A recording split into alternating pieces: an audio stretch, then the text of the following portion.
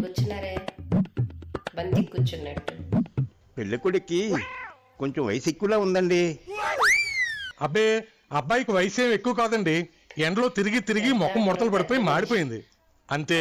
అబ్బాయికి వయసు 24 ఏళ్లే. 24? సర్పంచ్ గారు, నాకు 42 కదా, 24 అంటున్నారేంటి? ఒరే ప్రసాద్, నీకు పెళ్లి అవ్వాలా వద్దా?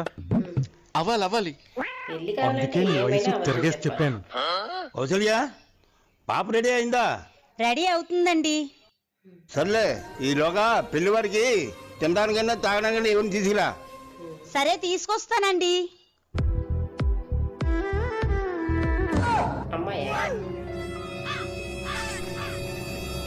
పెళ్ళికొడుకు ఏంటండి ఎలా పారిపోయాడు? మాకు కూడా తెలుసు సార్.